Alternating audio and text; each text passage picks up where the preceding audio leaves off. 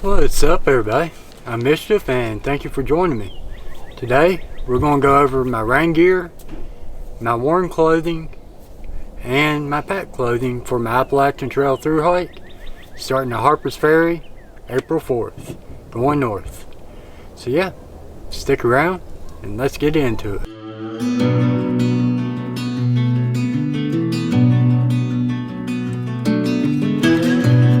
Alright, first up we're going to talk rain gear. I prefer rain pants over anything else, and this right here are the Z-Packs Vertice rain pants. They're extremely simple. Only thing they have is a drawstring to pull around the waist. But the good thing about these is I can put them on with my prosthetics and my shoes on, because the feet of them are really wide, so I'm able to maneuver my foot down through there and be able to put them on without taking my prosthetics off. So that's a big plus for me. For rain jacket, I'm going to be using the Montbell Vertice. This thing is awesome. It's a large and it fits me perfect.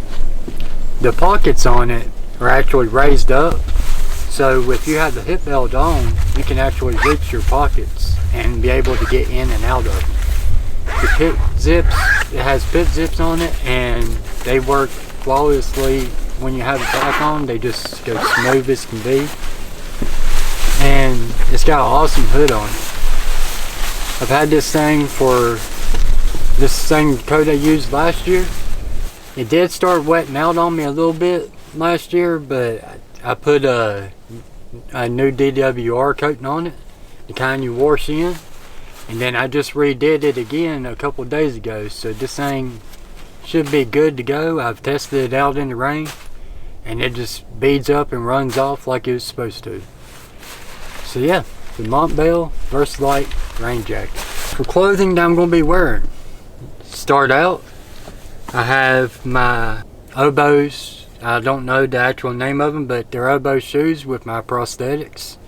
My prosthetics are made by XL Prosthetics here in Virginia. For socks, I use Darn Tough Vermont, either light cushion or quarter cushion, kids size small socks. For shirt, I use the Patagonia Cool Trail shirt.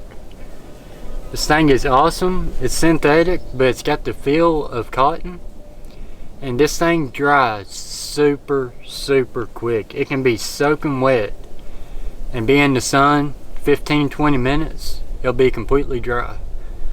And to be synthetic, I don't know what they use, but it don't really get all that stinky either, which is always a plus. But anything after 4 or 5 days being in the burning sun and sweating like crazy, it's bound to start stinking a little bit.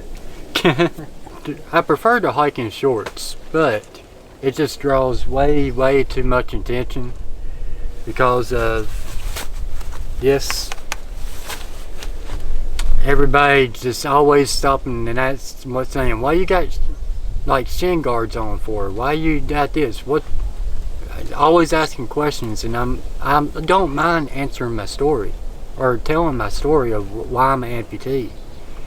But all the kind of meanish or whatever comments you get, I've gotten, it kind of pushed me away from wearing shorts. I'll eventually, once it gets really hot, I'll suck it up and wear shorts anyways and not give a crap what anybody thinks or says. But to start out, while it's still a little bit cooler, I'm going to be wearing my favorite pants of all, the Piranha Stretch Zion pants. They're awesome. You can wear them in a light rain and it won't soak through, it just kind of beads on them. They're super comfortable. They have a ton of pockets, and y'all might notice I didn't say nothing about underwear. That's because I don't wear underwear while I'm hiking. No matter what kind I use, I chafe like bad. Also, that's the plus about these. They have these little holes on the inside of your legs. Makes them a little bit more breathable. But yeah, and they have a belt already made into it, so that's a huge plus too. Because everybody knows you start losing a little bit of weight while you're on trail, or you gain a little bit, and then your waist of your clothes and your hip belt on your pack and all that ends up starting not to really fit you. So having the belt already built into it, that's a plus. And on my head, I'll have just some kind of buff, and it'll either be this one or my red and blue one that y'all always see me in. And I also will be bringing an actual hat with me on trail, but it hasn't got here yet. So whenever it gets here, y'all will see that whenever I do my completely final gear list right before I start, and then show y'all how I pack, and I'll give y'all my base weight. So that will be the very last video that comes out before I actually get on trail on April 4th. Alright, now we're going to talk about pack clothing. And it all goes inside of this. This is Superior Wilderness Designs small lunchbox. It's kind of like the Hyperlight Mountain Gear pods, except for mine's made out of 2.92 DCF. And it's made the exact size of my Superior Wilderness Designs Long Haul 40. And I found it fits pretty daggone good in the Light AF Curve X35 as well. But the main reason I'm putting my clothes in this and carrying this is because this is where I'm going to put my camera if it's pouring down rain, and it'll be inside my pack. I'll go into a gallon Ziploc bag with a couple silica packets in it to keep from any condensation build up while it's in the Ziploc, and then it will go inside this. I will be carrying 2 extra pair of Darn Tough socks, where I'll wear a kid size small. 2 pair equal the same weight as 1 adult pair, so that's a plus of me being an amputee. For gloves, I have the Z-Packs.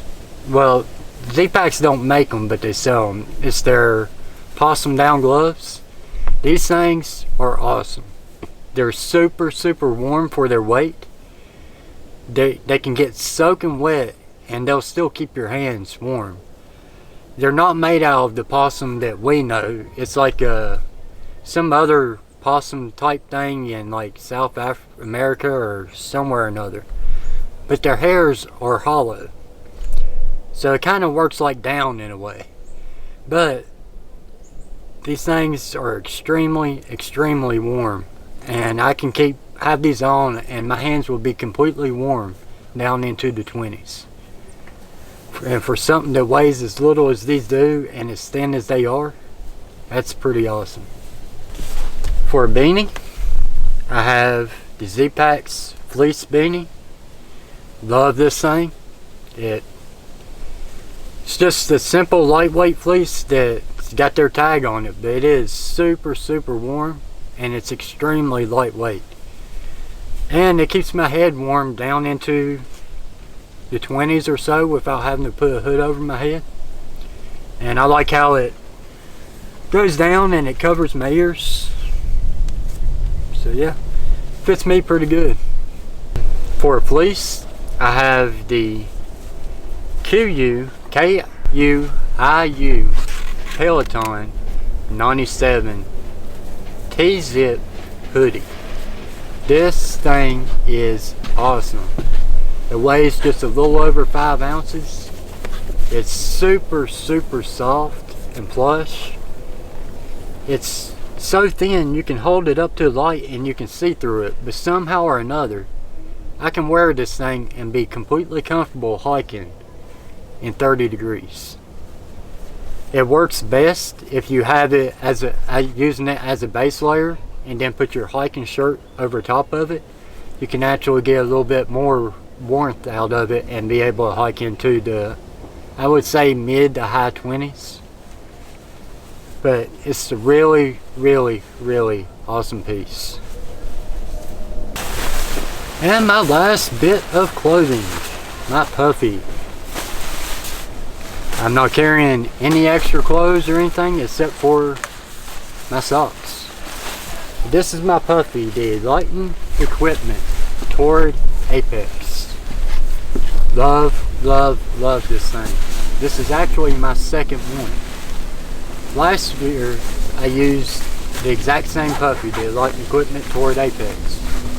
One day before I started my Iron Mountain Trail through hike, my zipper broke. Like the little stopper thing at the bottom where your zipper hooks to, it just come off. So now I got my favorite puffy back, and yeah, this is an awesome, awesome coat. It's warm completely by itself down to about 30, sitting still. Hiking, so you can go well into the low 20s and be warm. But just sitting around camp with just a t-shirt on and this, I can be warm down into the 30s, not 20s. 20s I have to throw on my fleece or something just sitting around. But yeah, anyways, that's all the clothing I will be taking with me on my Appalachian Trail through hike. Really hope y'all enjoyed the video and got at least a little bit something out of it. And it's getting closer and closer to time to get out there. I only have about 3 weeks left. I hope you all have a great day and have an even better night. And I will talk to y'all on the next one.